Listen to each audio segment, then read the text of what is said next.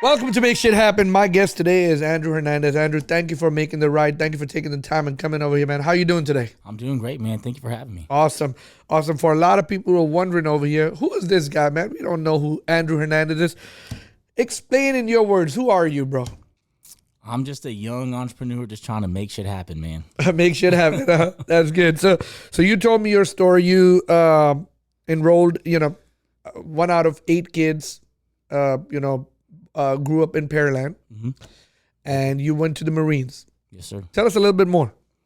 Growing up in Pearland, we have a big football program, so discipline was a big part of my life. When things got kind of tough and being in school, I was like, man, I've always wanted to go to the military, especially after 9/11.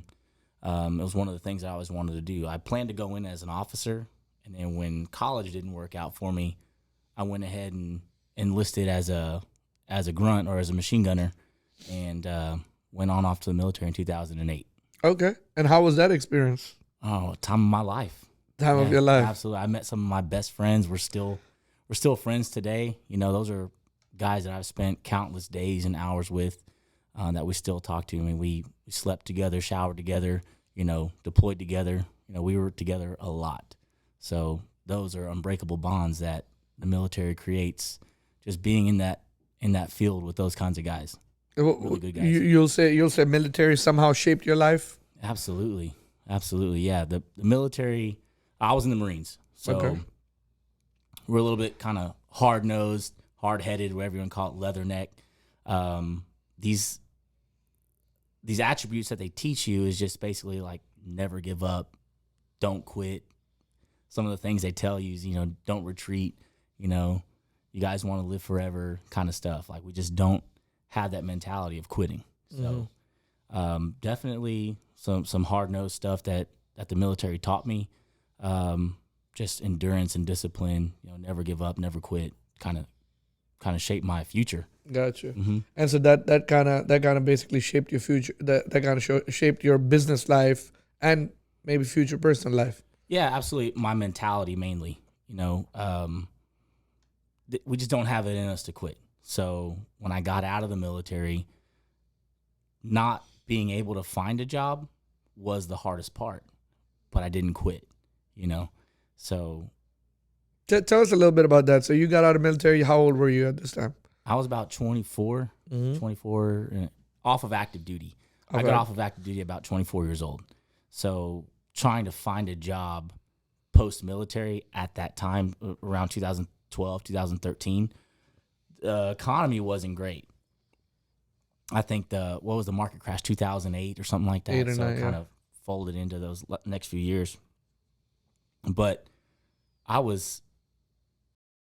could be trained to do anything. And I was applying at all kinds of different places, and I could not find a job to save my life. I mean, really, I was trying to get a job at some of these big time, construction companies or service companies that did, commercial and industrial refrigeration and air conditioning, because that's my background. My dad's owned an AC company for the last 35 years, commercial AC and refrigeration. And I just thought, man, I'm a shoo-in. I'm going to get in real quick. Here's my resume. But what they really saw was they saw my last 5-6 years in the military as, I was kind of a risk to them, because this was after Iraq and Afghanistan and the phase down of all that. They're like, man, you've got PTSD. Like, we can't have you. You're a machine gunner. You're a grunt. You're a martial arts instructor. Like, oh, you're a wild hair. I'm like, no, I'm not. I'm actually a good guy. You teach me anything and I'll learn it, and I'll probably be the best guy on your team. They thought you were loose cannon. They thought I was loose cannon. Yeah, that's what I meant. Yeah, I'm a loose cannon. I've tried to get jobs other places, and they're like, nah, you don't fit the criteria. Yeah. I don't know. Yeah, they didn't want you to relapse or something like that and kill everybody over there. Right, yeah, and that was, and at that time, that was everyone's mentality. Yeah. Oh, you just came out of the military? This is what your job was? I think they were talking a lot about the PTSD at that time, and that probably didn't do you or a lot of the other guys justice. Who couldn't find no job. Yeah, no favors there. And then they were trying to push all these, and I don't know a lot about politics and stuff like that, but they were trying to push a lot of medication down prior military guys' throats. And I was like, hey, I don't want this. I read some of the side effects, and, I was like, hey, I tried it for about a week, and I was like, this stuff makes me crazy. This makes me crazy. I'm normal. This stuff said, can cause suicidal thoughts, ED.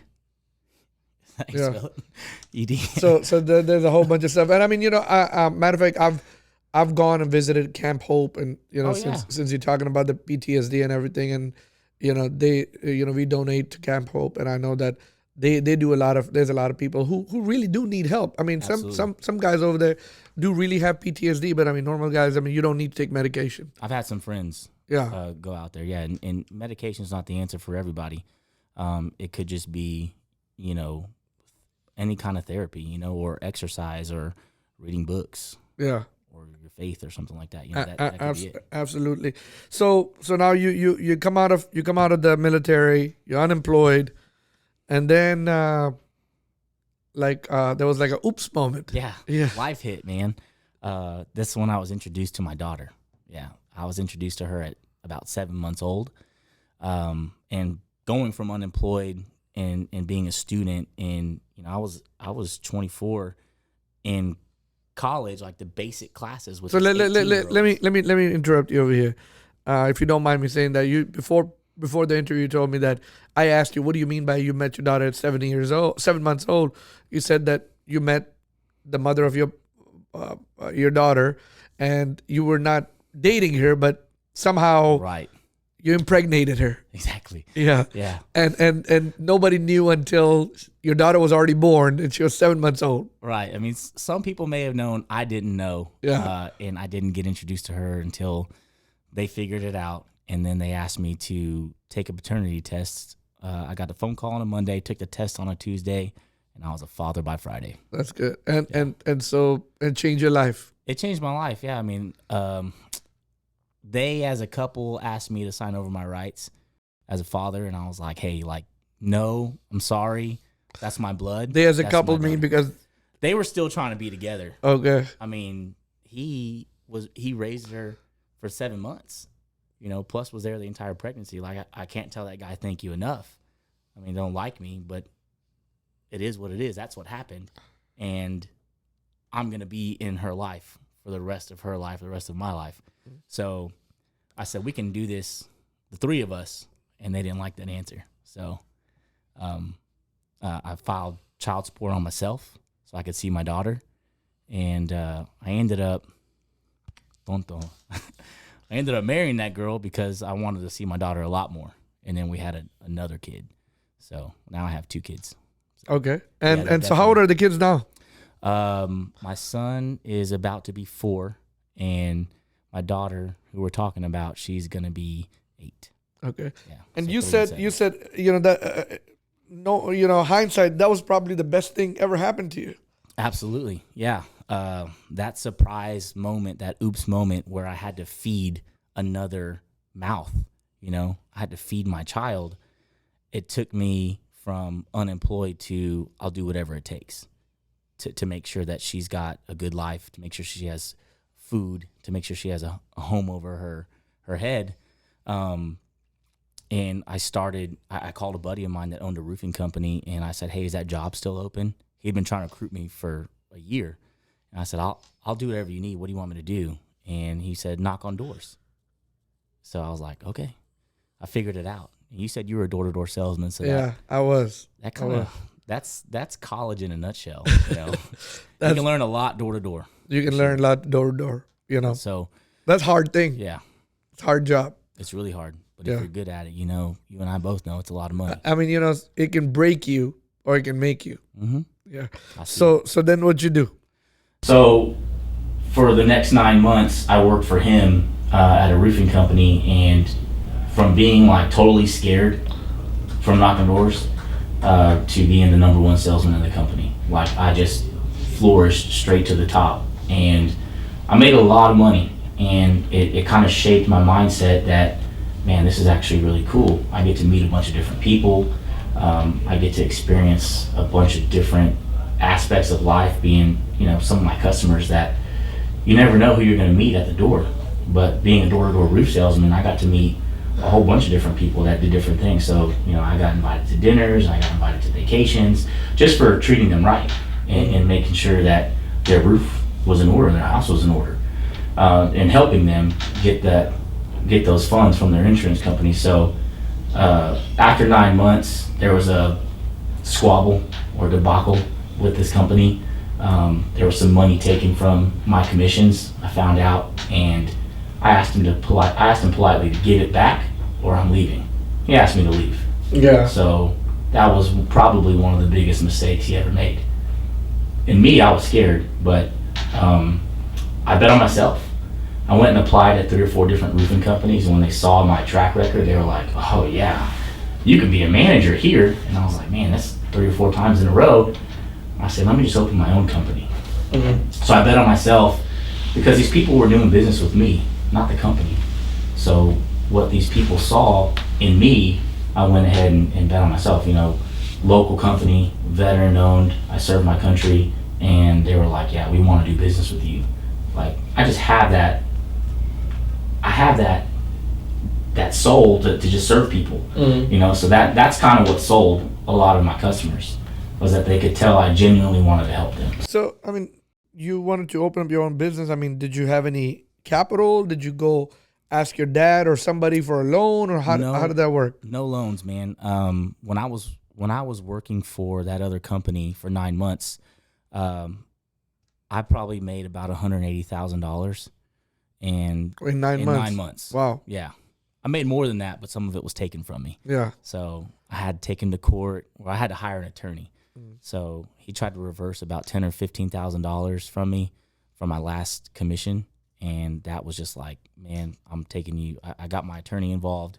We got some of the money back. I had to spend some of it on the attorney's fees. Yeah, legal so basically, while you worked over there, you saved a lot of money. Is that what you're telling me? I had a lot of money in the bank. Yeah. Okay. And you really don't need a lot of money to do what I do.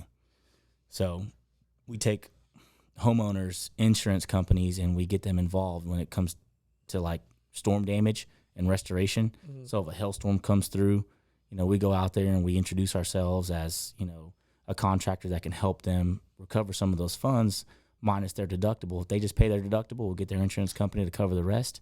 We build the roof. Gotcha. So, but you still need something for infrastructure. You do need something, yeah. Payroll. I started it with about $15,000. Good. Yeah. So you started. So you opened up the company. Then what happens? I opened up Alpha Elite Roofing. We had a great run. We're still open now, but we were just doing, $1 million my first year, $3 million my second year, and it was just great. And after that, I've had big teams and I've had small teams. I've brought up other guys in the industry, some that have started their own companies, some that have moved to other companies and been super successful. But right now, we've got a team that just goes all across Texas and helping other homeowners. So a couple years later, I was in the right place at the right time. I walked out of my industrial office and I was taking out the trash. And the owner's son, the owner of the industrial complex, was walking out. And he seemed kind of flustered and frustrated. So I asked him, what's going on? And he said, man, Big Texas didn't pay their bill. And I was like, really? So I had to lock him out. And so I just came across an opportunity. I said, let me see it. I used to go there I used to sneak in when I was 18, And Big Texas was the dance hall. It was they had 2 locations, north and south, Webster and Spring. And I said, let me see. Because he only owned the property of the south location. So I said, let me see it. I'll look at it. I went and saw it. I had a great couple years, so I had some money saved.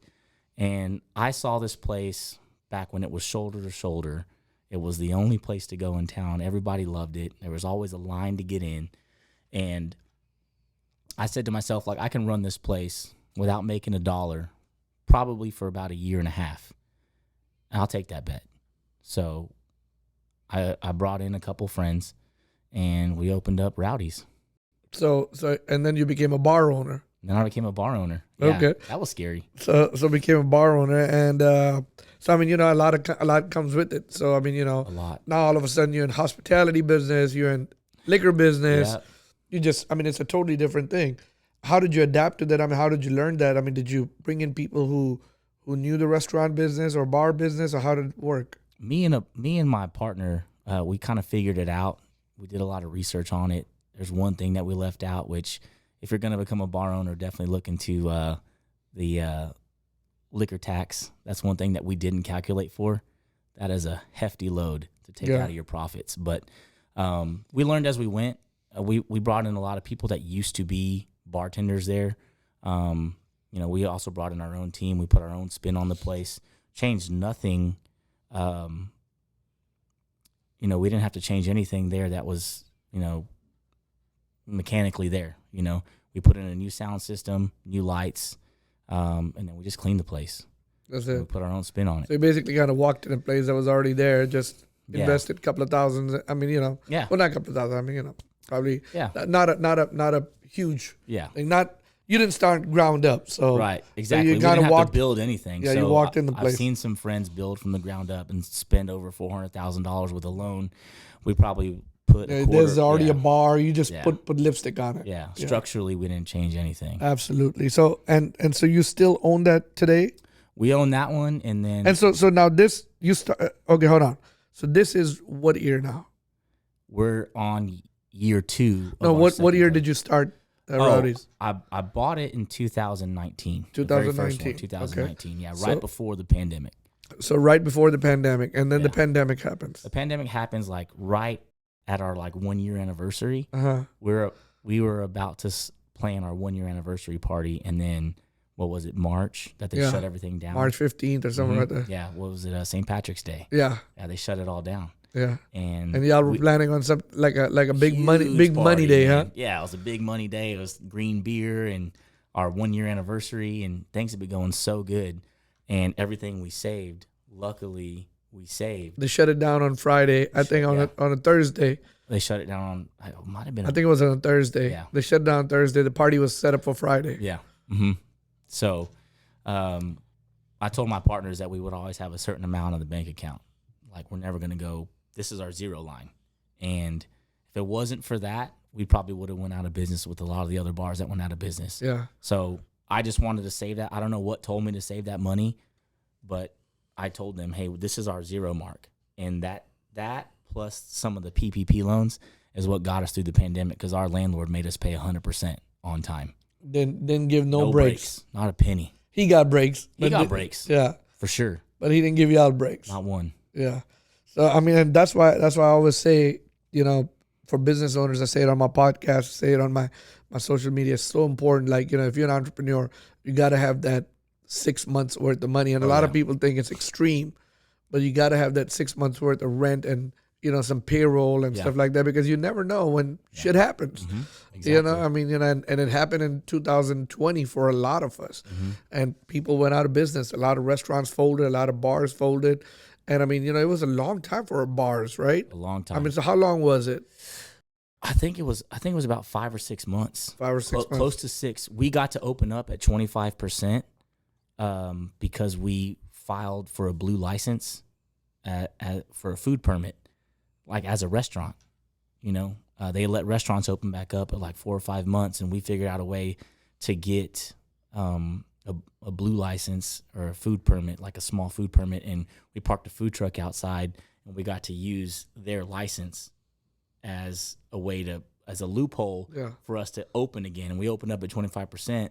Some of the other bars around town didn't know what was going on, but they started calling the city and TABC like, hey man, how are they open? Yeah. And my partner's the one that figured it out. So 25%, then it happened 50%. 25 to 50, then 75 and 100. And I mean, and how's it going now? It's going great. Yeah, it really is. We were squeezing people in at 25 and 50, like, hope the fire marshal doesn't come. But people were excited.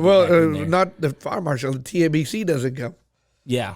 Yeah, TABC doesn't come. Yeah, TABC doesn't come. And so you still got the operation going today. We still got the operation of Rowdy's going on. In the middle of the pandemic, the old Big Texas North, they closed down as well. So me and my partner just kind of looked at each other and we said, this has been going so well. Plus, the 25%, 50% rule is what we were on right now. So we looked at each other and we were just like, do you want to do it? And we're like, yeah, without even seeing it. We called the guys and we're like, hey, we want this place. And we didn't really have the credentials for it, but we showed them, hey, we just paid 6 months during a pandemic of no income.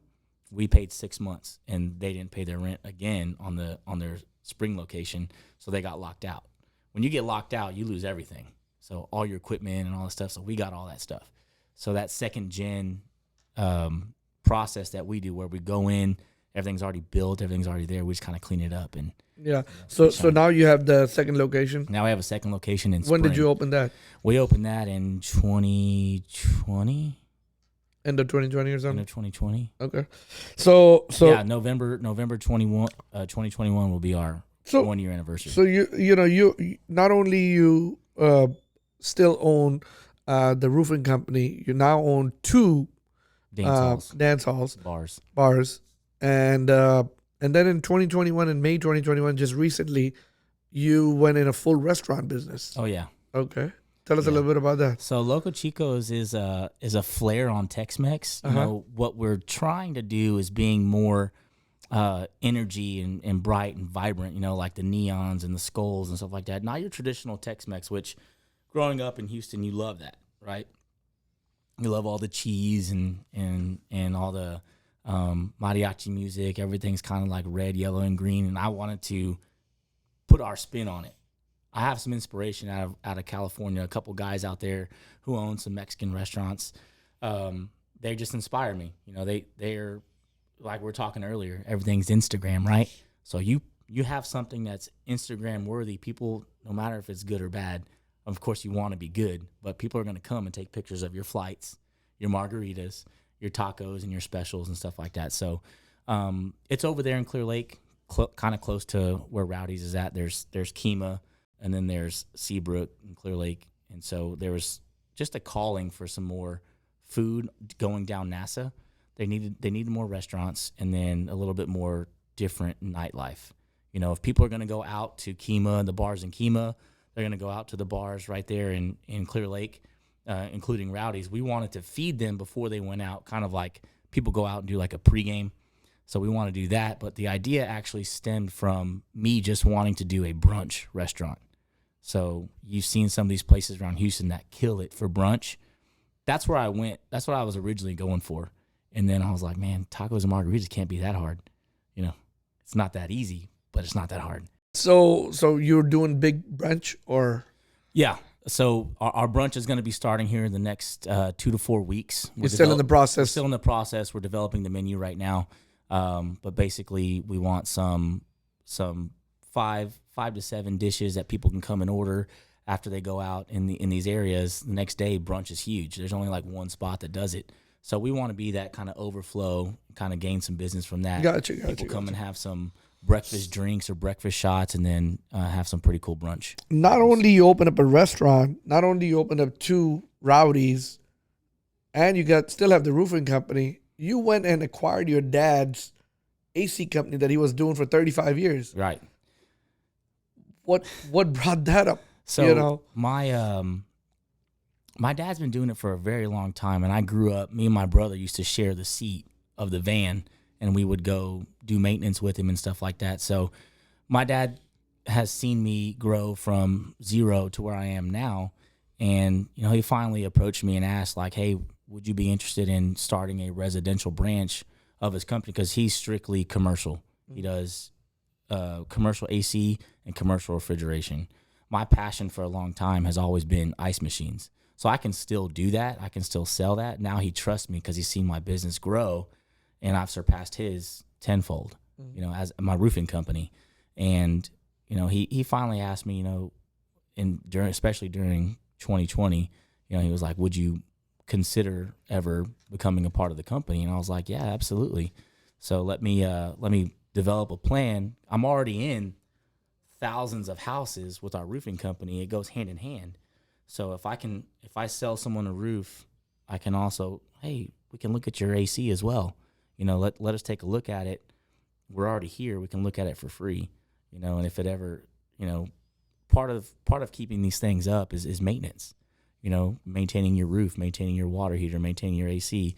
Before you buy or sell, you want to make sure that these things are solid, because without those things, your home is not in order. So if I can sell an AC unit or a service item to a customer, that would, just push our numbers a lot more. Got you. So what? I mean, now you got your hands on a lot of things. What? I mean, there's only 24 hours in the day. So how do you do it? Definitely with scheduling. If you don't maintain a schedule, then you're just going to be, like you said, all over the place. I got my hands in a lot of things, but what I like to do is I like to put the right people in place, whether they're operations managers or directors, or just down to the salesmen that know what they're doing. I train those people to do what I show them to do to make money. You know what I mean? And make your money work for you. So you pay good people good money, and they'll take care of the business as if it were their own. So that kind of frees me up to do what I really want to do, which is build these businesses.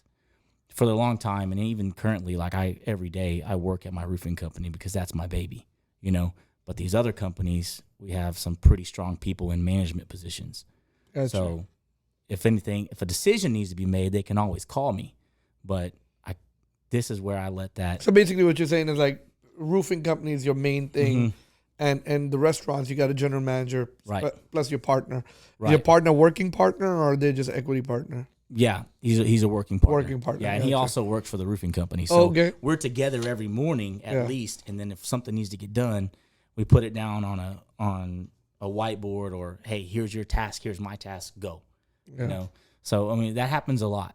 We have to balance a lot of these things. Is he also your partner in the roofing company, or he's not a partner in the roofing company? No, gotcha. But he's one of the. He's been my best friend for like 20-something years. Gotcha. So when the oil industry crashed, I brought him on as an operations manager at my roofing company, and then I brought him on to in 15 the dance hall. Mm-hmm.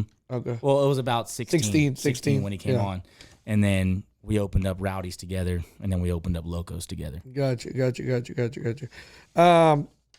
So, and you say you have some mentors. I mean, I want to talk about that because sometimes people look at something, different people have different schools of thoughts, right? Right. It's just like in diet, right? If some people, they say, hey, if you want to be healthy, you got to eat 6 times a day. Some people say, hey, you know what, you should fast. You shouldn't eat 6 times a day. Just like that, even in business, a lot of people have different school of thoughts. Some people say, I want to build multi streams of income. Mm-hmm. A lot of people say, I just want to stay in one business, or, and have maybe side thing. Different schools of thoughts, right?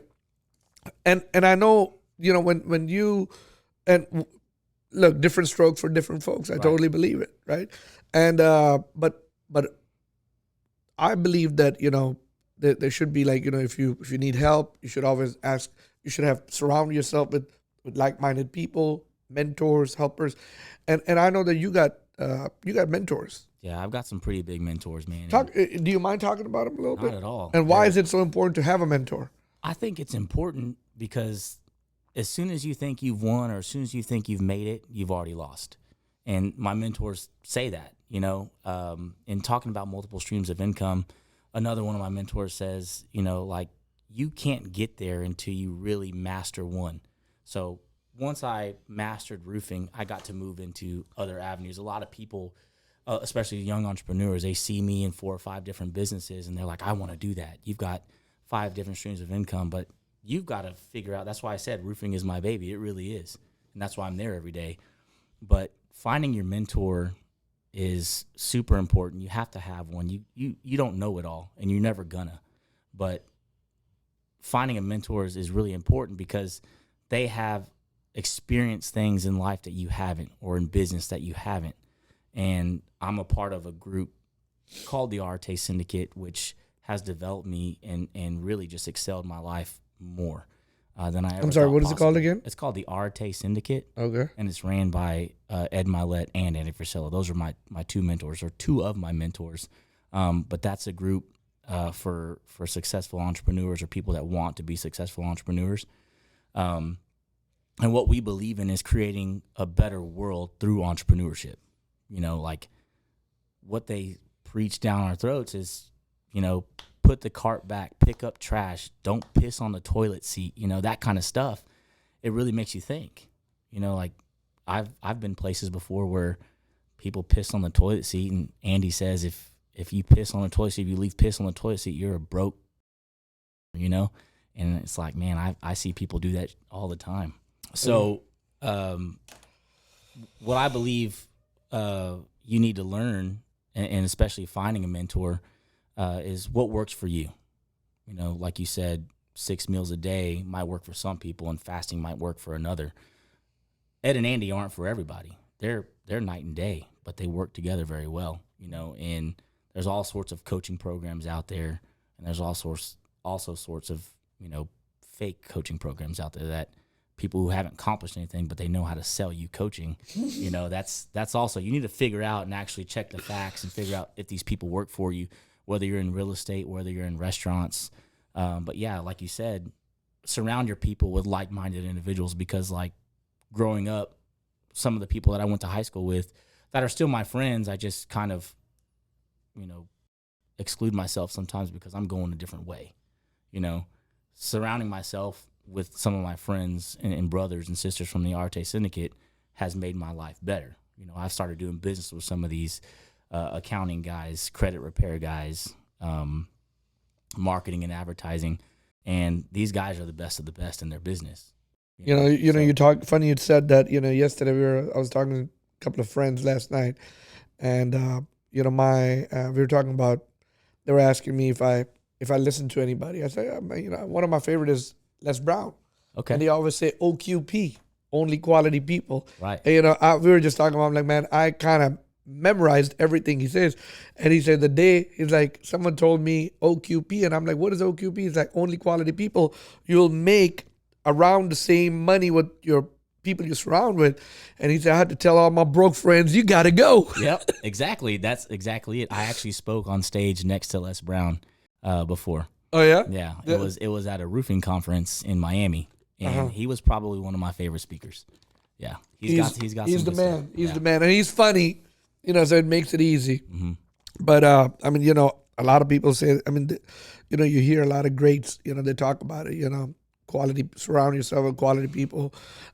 Steve Harvey says, if 9 of your friends are alcoholic, you'll end up being the 10th one. That's it. If 9 of your friends are broke, you'll be the 10th one. Show me your friends, and I'll tell you how much you're gonna make, right? Exactly. Or who you are. Show me who you hang out with, and I'll show you what your net worth is. What your net worth Exactly. is, right? So, talking about that, talking about Les Brown, and Jim Rohn talks about, he said Mr. Scholes asked him, "What's your goals? Show me your goals." Do you believe in goals? Do you have goals? Short term, Absolutely. long term? What do you believe in? I believe in writing all those goals down. As long as you write them down and you start working towards them, I like to reverse engineer them is what I do. So I actually need to redo my goal list because I hit them all already, and some things weren't even part of my goals that I hit along the way. But if you can write them down or even do like a dream board is what I'm trying to implement. Vision board. A vision board, exactly. If because that does sound better, because if you just say your goals and you don't write them down physically or put them on, like you said, a vision board, then that's all they are. They're just a dream. Yeah. You can't start working towards them if you can't actually vision it. I've always seen this book, Think and Grow Rich, and I'm a bad reader, so I've been listening to this book while when I work out in the morning. Think and Grow Rich, and Napoleon Hill says, one of the thing he gave. I'm still in one of the early chapters, and he says, say how much money you want to make, and then say it loud how much money you want to have. Right. And first you got to write it, then you got to say it enough to believe it. And when do you want to have it? So I believe all that stuff. Tell me something. If you have a message for an entrepreneur, you have a lesson that you have learned. We all learn a lot, a lot with our failures, with stuff that we do while we're growing or while we're trying to grow. I tell everybody, I'm like, man, I didn't finish college, but I've made so many mistakes that would have paid for a couple of Harvard, college degrees. So Yeah. anything that you want to share with us about your failure, your mistakes, things you wish you would have done? Yeah, I do. I want them to know that everything happens for a reason. I read a book called The Alchemist, and it kind of tells you why things happen. It's to get you to your treasure, is what essentially it is. And when these things happen, good or bad, you need to understand that they're happening for a reason. And if it's bad, you have to go around or go through or go over the obstacle that's there. And you have to work sometimes 10 times as hard. Like you said, you could probably pay for a few Harvard, college degrees, but you didn't give up. And that's what I can tell a young entrepreneur, is to never give up. Go through the obstacle that's there. And when they say, there's one of those sayings out there that, when you hit rock bottom, the only place to go is up, right? You have to keep pushing, and you can't give up, especially in entrepreneurship, because it's not an easy road. It's definitely not an easy road. But if you continue to work hard and you put in that work, you will be successful. Les Brown says, when you fall down, make sure you fall down on your back so you can look up. Yeah. And the only way to do it is to get up. Exactly. So, yeah, but that's a good one, man. I like that. You talked about team building. I want to touch back on that. Okay, you said it's important to have teams so that way people can do stuff and take ownership in it. Tell us, if you want to give somebody tips on building teams, things that they need to do, things they need to keep in mind, be cognizant of what some of them might be. Building teams is super important to me because, you have to implement that culture that you're trying to create for your business and what you envision for your company, basically your family. That's in business. Most of you guys you're a family now. So you guys got to build that team. And the way I do it is by having like an open door policy where anybody can come to me and talk about, how they're feeling or what their goals are. And I want to work to help them become successful. So you want them to be part of the team. I want to be part of the team, part of the family. So if they're coming to me and they're telling me this is what I want, I'm going to help them reach their goals by creating that winning culture. And that's what my mentor, Andy, talks about all the time. And, what he wants to do and what he's done with his companies is creating that winning culture always will build your team. Yeah. And like you said earlier, your baby is that roofing company. Mm-hmm. And you want to make sure that the other guys who are there, they feel like they're part of the team. They feel like they're part of something, getting part of something big. So man, I appreciate, I give you kudos on that. What is next for Andrew Hernandez? Let me ask you that. What do you want to do? Do you want to keep building businesses? Do you want to make your business bigger? I mean, what is it? The answer to that question is both. Okay. We've stemmed from just Houston with my roofing company to San Antonio, Austin, College Station, and I'd like to build more branches across Texas. While we're doing that, I'm going to do the same thing with Rowdy's. We have 2 in Houston right now. The goal is to get some more outside of Houston. Can't tell you where. So basically what you're telling me that you want those 2 brands to grow. Exactly. Same. Let me repeat my question. My question is, do you want more businesses, or do you just want to take that roofing business and the Rowdy's business and develop them more? My mind is always turning. Uh-huh. So I've always got a different idea for a new business. But that in a business person, a good business person, always got to have that discipline. Right. Exactly. Exactly. So of not spreading too thin in different businesses. And that's why I want to put the right people in place and create that culture so that I don't have to babysit any one of these businesses, and I can go build more or go on open up more. Open more, yeah. So I also have been messing around in custom clothing. Okay. There's a company here in Houston that I actually wanted to work with. What is a custom clothing? Custom clothing is basically suits, jackets, shirts, custom fit to you, because I have to buy custom clothing because I can't go buy a jacket or a suit off the rack. I have to get it made to my body because I've got wide shoulders and a short torso and things like that. So it's kind of like bespoke clothing. Basically, they build the suit on your body. Gotcha. So I wish you good luck, man, doing that. Appreciate that. Let's, we can talk for a long time, but we are coming towards that time that we're end the show, because I want to be, I want to make sure that I honor your time, and I'm keeping your time in mind, and I want to give you that respect of your time. So first of all, I want to thank you for coming over here, accepting my invitation, coming and telling people some of your story. Thank you for having me. And so, let's just say today is you happen to live 90 years old. But today is the last day of you on earth, and you're about to go meet your creator. And you did all these podcasts. You ended up writing books and ledgers and journals and videos and everything. But everything got to go with you. And they say, Andrew, here goes a pen and a paper. I want you to write 3 things on this paper. These are your 3 truths. These are 3 keys to greatness, 3 ways to live life, whatever it might be, right? And we want to leave it for your future generation, your kids, whatever, and for the future world. Mm-hmm. What will those 3 things be? The 3 things, that's a big question. I've got 4. Let's go. They call them the 4 Fs. Okay. Family, faith, finance, and fitness. Okay. So want to expand? Mind expanding a little bit? Well, yeah, absolutely. So first, family. My family comes first. Everything I do for those 2 beautiful kids that I have. I do it for them. Your faith. You got to believe in something. Whether it's the universe or you have religious beliefs. Somebody created this. So have a strong faith in either one of those. Your fitness, especially nowadays with health issues, you won't be living until you're 90 years old if you don't have any sort of fitness. Like you said, you're there 4 or 5 times a week. You look good. You have to actually put something, good things in your body, more water, more healthy food, and actually exercise. Because if you don't, you're going to crumble. Yeah. And then your finances. So that finances being in business, whether you grow and expand or you focus on one thing, but you have to have your finances in order. You can't have excessive debt.